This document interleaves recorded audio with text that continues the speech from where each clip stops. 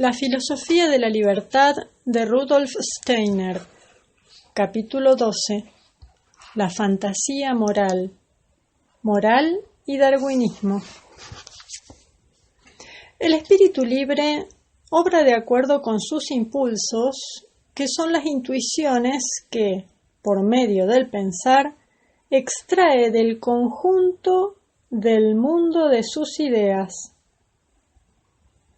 Para el espíritu no libre, la razón por la cual escoge del mundo de sus ideas una intuición determinada para constituirla en base de su acción, se encuentra en el mundo de la percepción que le es dado, esto es, en sus experiencias anteriores. Antes de tomar una decisión, recuerda lo que alguien ha hecho o aconsejado hacer en un caso análogo al suyo, o de lo que Dios ha ordenado en dicho caso, etc., y obra en consecuencia. Para el espíritu libre, estos prerequisitos no constituyen el único impulso de su acción. Su decisión es absolutamente original. Y le importa muy poco lo que otros han hecho u ordenado en ese caso. Las razones que le inducen a extraer de la suma de sus conceptos un concepto determinado y a convertirlo en acción son puramente ideales. Sin embargo, su acción pertenecerá a la realidad perceptible. Por consiguiente, lo que lleve a cabo coincidirá con un contenido perceptual concreto. El concepto tendrá que realizarse en un acontecimiento particular concreto, pero como concepto no podrá contener ese caso concreto. Podrá referirse al mismo solamente en la forma en que cualquier concepto se refiere a una percepción, como por ejemplo el concepto del león se refiere a un león concreto. El eslabón entre el concepto y la percepción es la representación. Al espíritu no libre, este miembro intermedio le es dado de antemano. Los motivos se encuentran en su conciencia desde un principio como representaciones. Cuando quiere hacer algo, lo lleva a cabo como lo ha visto hacer anteriormente o como se lo ordenan para el caso en cuestión. Por esta razón, la autoridad más eficaz es la que se sirve de ejemplos, es decir, la que transmite a la conciencia del espíritu no libre la representación de actos particulares bien determinados. El cristiano obra más bien según el ejemplo del Redentor que según sus enseñanzas. Las reglas tienen menos valor para el obrar positivo que para dejar de hacer ciertos actos. Las leyes toman la forma de conceptos generales solo cuando prohíben actos determinados, pero no cuando ordenan que se ejecuten. Al espíritu no libre, las leyes referentes a lo que debe hacer tienen que serle dadas en forma muy concreta. Barre la vereda delante de tu casa. Paga tus impuestos por valor de tanto en tal o cual oficina, etc. La forma conceptual es propia de las leyes que prohíben actos determinados. No robarás, no cometerás adulterio. Pero estas leyes ejercen una influencia sobre el espíritu no libre solo porque aluden a una representación concreta. Por ejemplo, la del castigo correspondiente en este mundo o del remordimiento o de la condenación eterna, etc. Cada vez que el impulso para una acción se presenta en forma conceptual general, por ejemplo, haz el bien a tu prójimo, vive de manera que favorezcas lo más posible tu bienestar. Hay que empezar por encontrar en cada caso particular la representación concreta del acto, la relación del concepto con un contenido perceptual. Para el espíritu libre, que no se deja guiar ni por el ejemplo ni por el miedo al castigo, esta convención del concepto en representación siempre le es necesaria. El ser humano se forma representaciones concretas, derivadas del conjunto de sus ideas por medio de la fantasía. Por consiguiente, lo que el espíritu libre necesita para realizar sus ideas, para afirmarse, es la fantasía moral. Esta es la fuente de donde emanan los actos del espíritu libre. Por esta razón, solo los hombres provistos de fantasía moral son moralmente productivos. Los meros moralistas, es decir, los que elucubran reglas morales sin poderlas condensar en representaciones concretas, son moralmente improductivos. Se parecen a aquellos críticos capaces de explicar muy competentemente cómo tiene que ser una obra de arte, pero ellos mismos son incapaces de llevar a cabo la menor cosa en este sentido.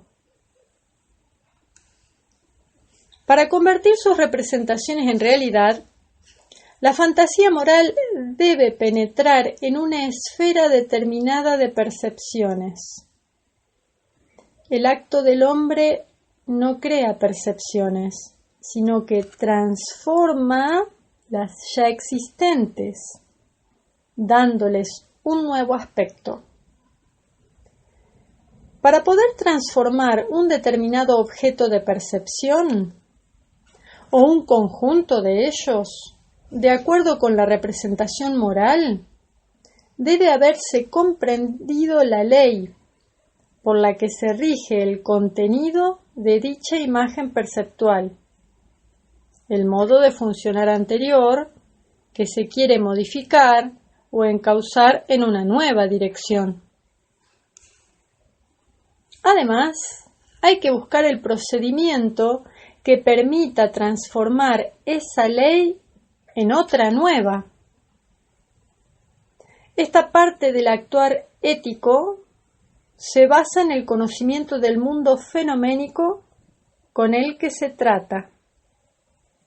Y la encontraremos, por lo tanto, en una rama determinada del conocimiento científico general.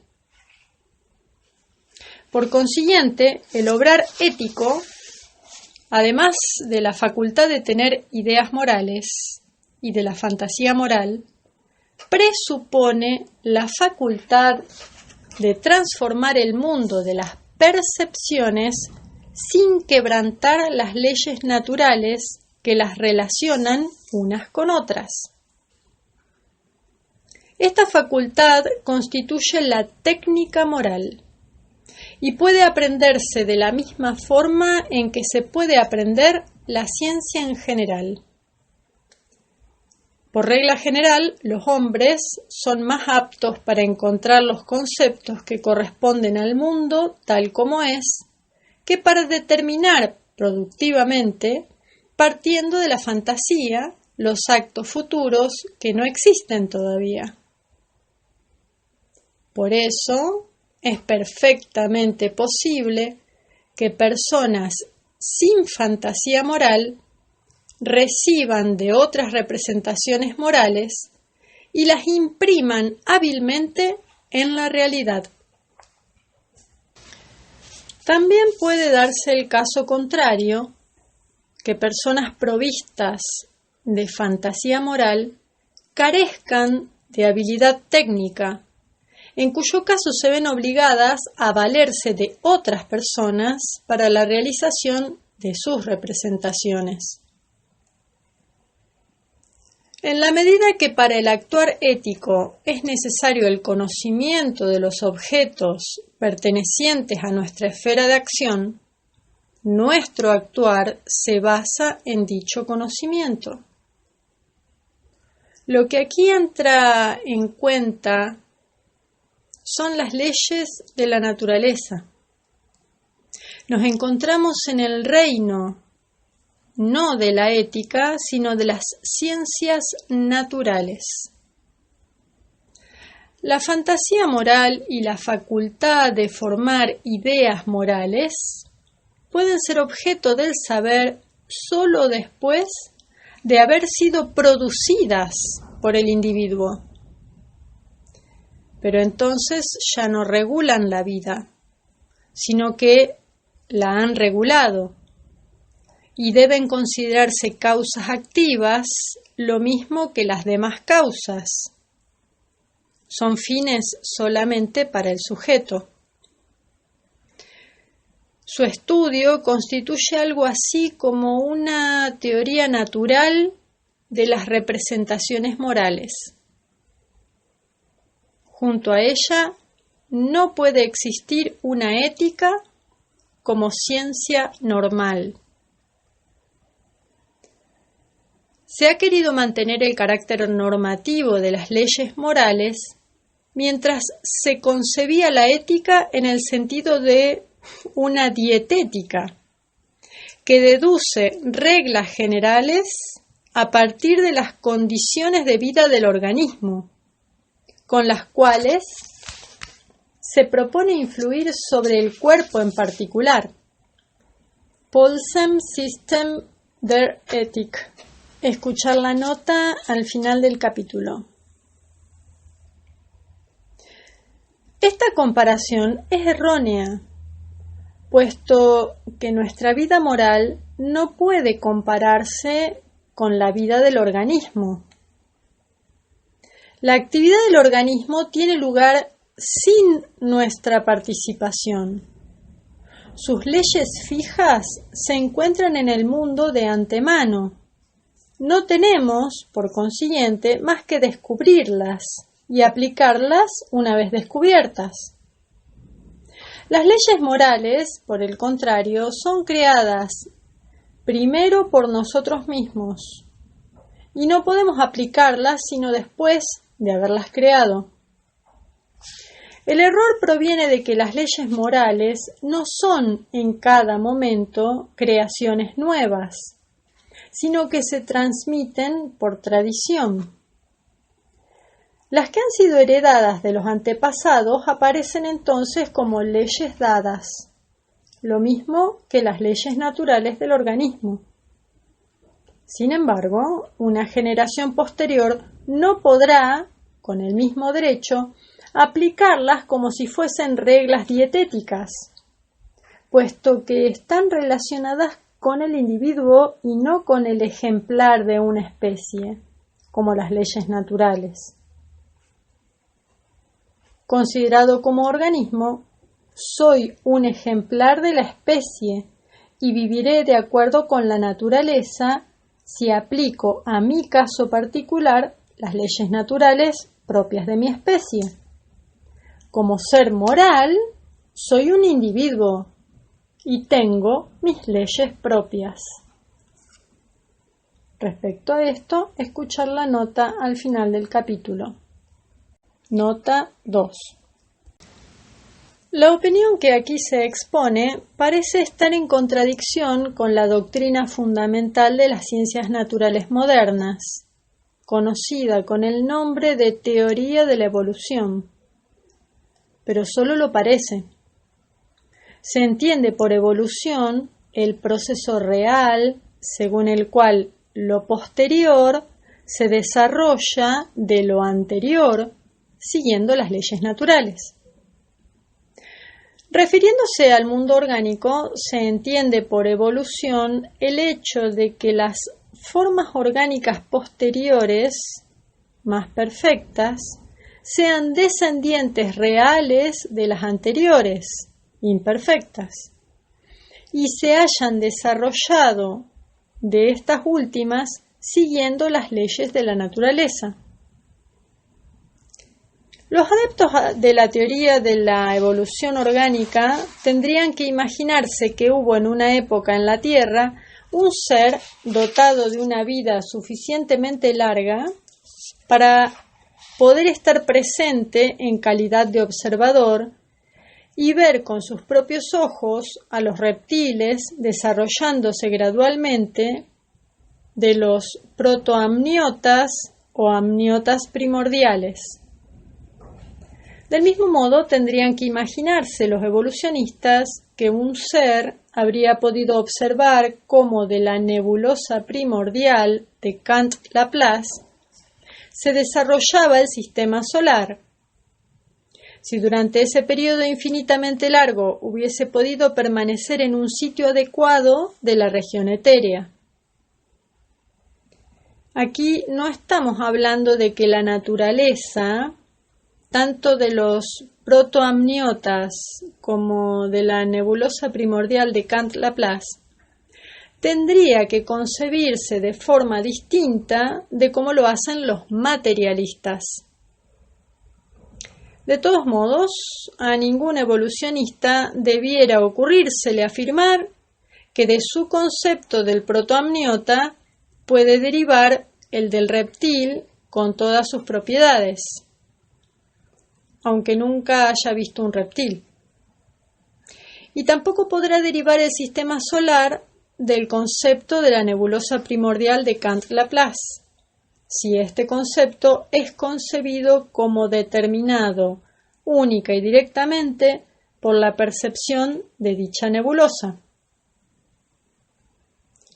En otras palabras, el evolucionista, si razona consecuentemente, no puede sino afirmar que de fases anteriores de la evolución se desarrollan realmente otras posteriores, que una vez dados el concepto de lo imperfecto y el de lo perfecto, podemos comprender su conexión.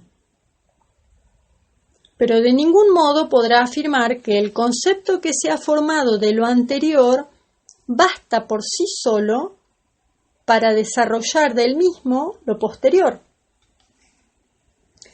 De allí se desprende que el moralista, si bien puede comprender la relación que existe entre conceptos morales posteriores gracias a otros anteriores, no puede deducir de ideas morales anteriores ni una sola idea moral nueva.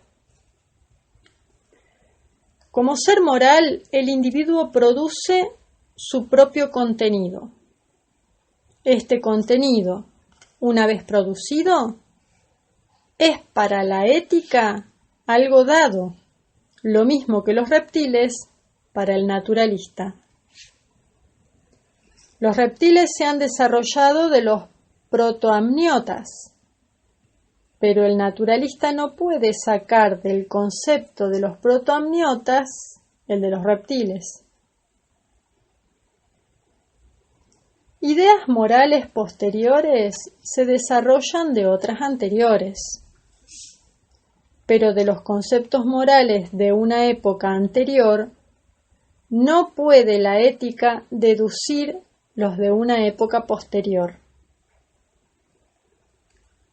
La confusión es debido al hecho de que, como naturalistas, ya tenemos los hechos dados ante nosotros y solo después los abordamos cognoscitivamente, mientras que en el obrar ético nosotros mismos producimos primero los hechos que más adelante reconocemos. En el proceso evolutivo del orden moral del mundo, llevamos a cabo lo que en un nivel inferior lleva a cabo la naturaleza. Esto es, transformamos una parte del mundo perceptible. Por consiguiente, la norma ética no puede ser objeto del conocimiento desde un principio como si se tratase de una ley natural, sino que primeramente tiene que ser creada. Una vez existente, puede entonces ser objeto del conocimiento. Pero, ¿no puede lo antiguo servirnos de pauta para lo nuevo? ¿No se verá el hombre obligado a evaluar lo que ha producido su fantasía moral con los principios morales tradicionales?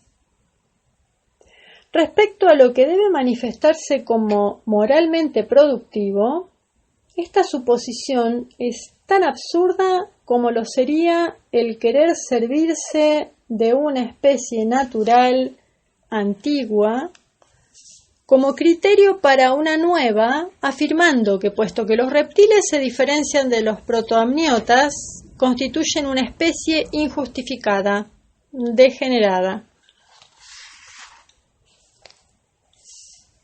Por consiguiente, el individualismo ético no se halla en contradicción con la teoría de la evolución debidamente comprendida, sino que es una consecuencia directa de esta última. El árbol genealógico de Haeckel, véase nota al final del video, desde los protozoarios hasta el hombre como ser orgánico, debería poder continuarse sin interrupción de las leyes naturales y sin quebrantar la uniformidad de la evolución hasta el individuo como ser moral en un determinado sentido. Pero en ningún caso podríamos deducir del carácter de una especie anterior el carácter de una especie posterior.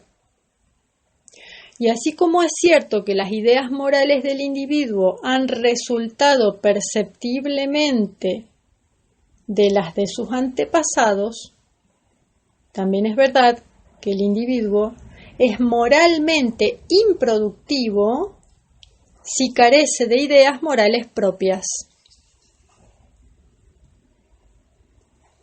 El mismo individualismo ético que acabo de desarrollar basándome en lo expuesto anteriormente, podría igualmente ser derivado de la teoría de la evolución, aunque obtenido por vías diferentes. El resultado sería el mismo.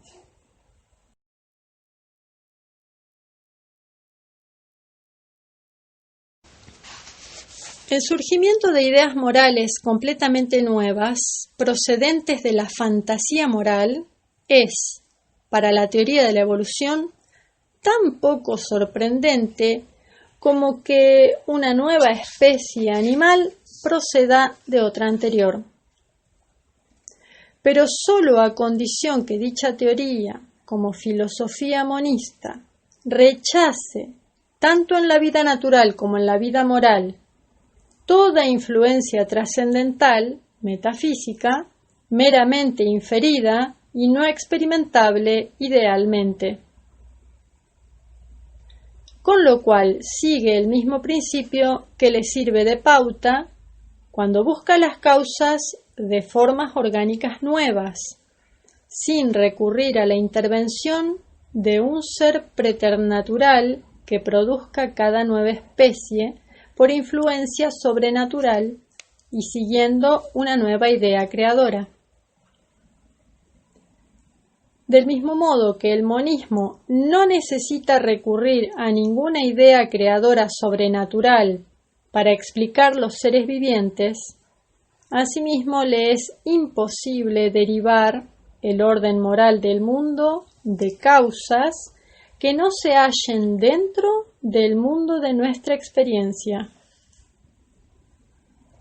No puede agotar la esencia de la voluntad moral atribuyéndola a una constante influencia sobrenatural sobre la vida moral, gobierno divino del mundo ejercido desde fuera, a una revelación temporal en particular, transmisión de los 10 mandamientos, o a la manifestación de Dios en la tierra, Jesucristo.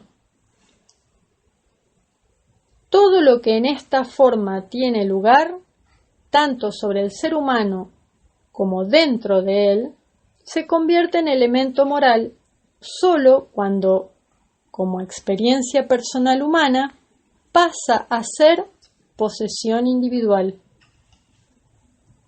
Para el monismo, los procesos morales son productos del mundo como todo lo demás que existe, y sus causas deben buscarse en el mundo, es decir, en el hombre, puesto que éste es el portador de la moral.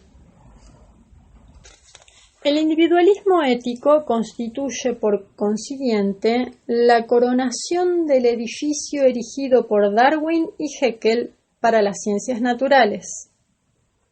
Es la teoría de la evolución espiritualizada y aplicada a la vida moral. Quien con estrechez de miras asigna desde un principio al concepto de lo natural un dominio arbitrariamente limitado, cae fácilmente en la tentación de excluir de dicho dominio todo acto individual libre. Pero el evolucionista consecuente no puede cometer este error. No puede aceptar que la evolución natural se acabe con el mono y atribuir al hombre un origen sobrenatural. Hasta al tratar de descubrir los antepasados naturales del hombre, debe buscar el espíritu en la naturaleza. Y tampoco puede detenerse en las funciones orgánicas del hombre y encontrar que sólo éstas son naturales, sino que debe considerar la vida moral libre como continuación espiritual de la vida orgánica. El evolucionista, de acuerdo con su principio fundamental, solo puede afirmar que el obrar moral actual procede de otra clase de procesos naturales. Al querer caracterizar el acto, es decir, determinarlo como acto libre, deberá basarse en la observación directa del acto en cuestión. En realidad, solamente afirma que el hombre ha evolucionado de antepasados no humanos. ¿Cómo está constituido el hombre? Solo puede constatarlo por medio de la observación del mismo.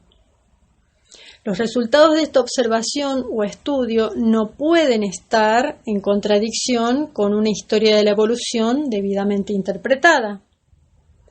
Solamente la afirmación de que los resultados excluyen un orden natural del mundo se encontraría en contradicción con la nueva orientación de las ciencias naturales. Véase la cuarta nota al final. El individualismo ético no tiene nada que temer de una ciencia natural que se comprende a sí misma, puesto que la observación descubre que lo que caracteriza la forma perfecta del obrar humano es la libertad. Esta libertad debemos atribuirla a la voluntad humana, por cuanto ésta lleva a la práctica intuiciones puramente ideales. Estas no son el resultado de una necesidad que actúa desde fuera, sino que son algo basado en sí mismo. Cuando el hombre descubre que un acto es el reflejo de una intuición ideal semejante, tiene la sensación de que el acto es libre. En esta característica del acto se encuentra la libertad. Desde este punto de vista, ¿qué diremos acerca de la diferencia mencionada anteriormente entre las dos tesis? Ser libre significa poder hacer lo que se quiere y Que pueda uno a su gusto desear o no desear constituye el verdadero sentido del dogma de la voluntad libre. Hamelin basa precisamente en esta distinción su teoría de la voluntad libre, sosteniendo que la primera opción es exacta, mientras que la segunda es una tautología absurda. Estas son sus palabras. Puedo hacer lo que quiero, pero decir que puedo querer lo que quiero es una tautología vana. Que pueda yo hacer, es decir, transformar en realidad lo que quiero, es decir, lo que me he propuesto como idea de mi acción, depende de circunstancias exteriores y de mi habilidad técnica. Ser libre significa poder determinar de por sí, por medio de la fantasía moral, las representaciones o motivos en que se basa la acción. La libertad es imposible si algo que no sea yo mismo, ya sea un proceso mecánico o un Dios meramente inferido, determina mis representaciones morales. Por consiguiente, solo soy libre si produzco yo mismo esas representaciones, no por el mero poder de llevar a cabo los motivos que otro ser ha puesto en mí. Un ser libre es aquel que puede querer lo que considera justo. El que hace algo distinto a lo que quiere debe ser impulsado por motivos que no están en él, y entonces ya no obra libremente. Así pues, poder querer a gusto lo que se considera justo o no, significa poder ser voluntariamente libre o no libre, lo cual es tan absurdo como creer que la libertad consiste en la facultad de poder hacer lo que debe quererse. Pero esto es lo que afirma Hamelin.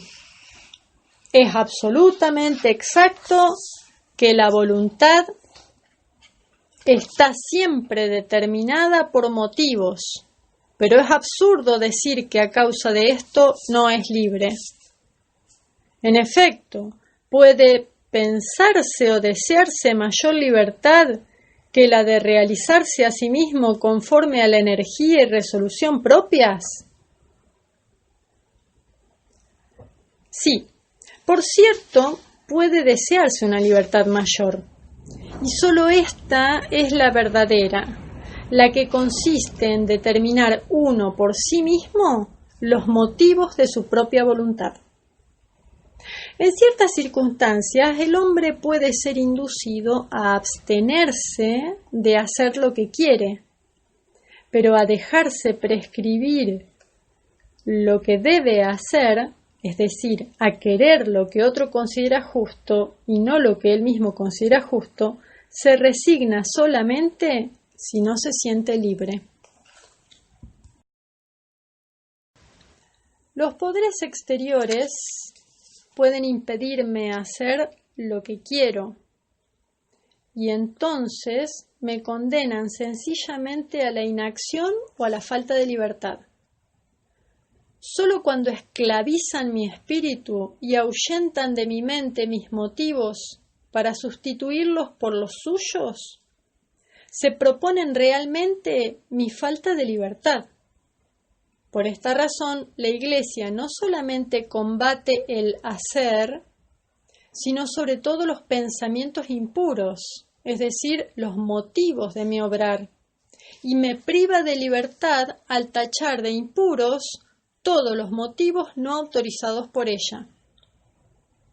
La Iglesia o cualquiera otra comunidad crean esclavitud cuando sus sacerdotes o catequistas se convierten en directores de conciencia, es decir, cuando los fieles están obligados a recibir de ellos, en el confesionario, los motivos de su obrar. Suplemento para la nueva edición, 1918. En lo expuesto anteriormente acerca de la voluntad humana, se describe lo que el hombre puede experimentar en sus actos para adquirir conciencia a través de esa experiencia de que su voluntad es libre. Es de especial importancia que la justificación que permite afirmar que mi voluntad es libre resulte de la experiencia de que en la voluntad se realiza una intuición ideal. Esto solo puede ser resultado de la observación. Y lo es en el sentido de que la voluntad humana se observa a sí misma dentro de una corriente evolutiva cuyo objetivo consiste en alcanzar esa posibilidad de la voluntad sostenida por la intuición puramente ideal. Esta posibilidad puede alcanzarse puesto que en la intuición ideal obra exclusivamente su propia esencia fundada en sí misma. Cuando esa intuición se halla presente en la conciencia humana, no la han formado los procesos del organismo, sino que la actividad orgánica se ha retirado para dejar sitio a la actividad ideica. Cuando observo un querer que es reflejo de la intuición, la actividad orgánica necesaria se encuentra separada de dicho querer. La voluntad es entonces libre. Esta libertad de la voluntad no podrá observarla quien sea incapaz de darse cuenta de cómo la voluntad libre consiste en que es, primero, el elemento intuitivo quien refrena y hace retroceder la necesaria actividad del organismo humano y coloca luego en su lugar la actividad espiritual de la voluntad llena de idea. El que sea incapaz de observar estos dos factores de la voluntad libre, creerá que cualquier acto de voluntad carece de libertad. Quien, por el contrario, es capaz de observar esos dos momentos, acaba por reconocer que el hombre no es libre mientras no pueda llevar hasta el final el acto de contención de la actividad orgánica, pero que esa carencia aspira hacia la libertad. Y esa libertad, lejos de ser un ideal abstracto, es una fuerza orientadora que subyace en la entidad humana. El hombre es libre en la medida en que puede realizar en su voluntad la misma disposición anímica que vive en él cuando tiene conciencia de la formación de intuiciones puramente ideales, espirituales. Rudolf Steiner. Primera nota acerca de Friedrich Paulsen, 1846 a 1908. System der Ethik, Sistema de Ética, 1889. Fue un filósofo, profesor y educador alemán que elaboró la teoría del Panpsychism y escribió sobre Kant y la historia de la educación en Alemania. Cuando dijo las diferentes predisposiciones naturales y condiciones de vida requieren al mismo tiempo diferentes dietas corporales y diferentes dietas espirituales, se acercó a la comprensión correcta a pesar de haber dejado de lado el punto decisivo. Desde que soy un individuo no necesito una dieta. La dietética es el arte de llevar el ejemplo particular en armonía con las leyes generales, pero como individuo no soy ejemplo de una especie. Nota número 2. Al afirmar Paulsen, en la página 15 del libro citado, que diferentes disposiciones naturales y diferentes condiciones de vida exigen no solo una dieta corporal distinta, sino también una dieta espiritual y moral diferente, se encuentra muy cerca de la verdad, pero no toca el punto decisivo. En cuanto individuo, éste no necesita dieta alguna. La dietética consiste en el arte de armonizar el ejemplar particular con las leyes generales de la especie. Pero hay que saber que como individuo no soy ejemplar de una especie. Nota 3 acerca de Haeckel. Ernesto Heinrich Philipp August Haeckel, 1834 a 1919, fue un biólogo y filósofo alemán. Fue el primer abogado de la teoría darwiniana de la evolución, creando nuevos términos como filum y ecología, habiendo formulado su famoso dictamen La ontogenia recapitula la filogenia. Haeckel fue el primero en diseñar un árbol genealógico de los órdenes de los animales y proponía que toda vida es una unidad, originada en los cristales y desarrollándose hacia la humanidad. Sostenía que todos los organismos, animales, plantas y organismos unicelulares, procedían de una sola forma ancestral. Comparó la simetría de los cristales con la de los animales más simples y postuló para los mismos un origen inorgánico. Nota 4 acerca de la nueva orientación de las ciencias naturales.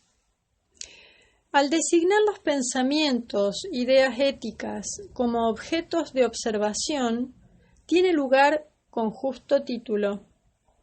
En efecto, si bien es verdad que los productos del pensamiento no penetran en el campo de la observación durante la actividad pensante, pueden, sin embargo, ser objeto de observación ulterior. Así es como hemos obtenido nuestro modo de caracterizar la acción.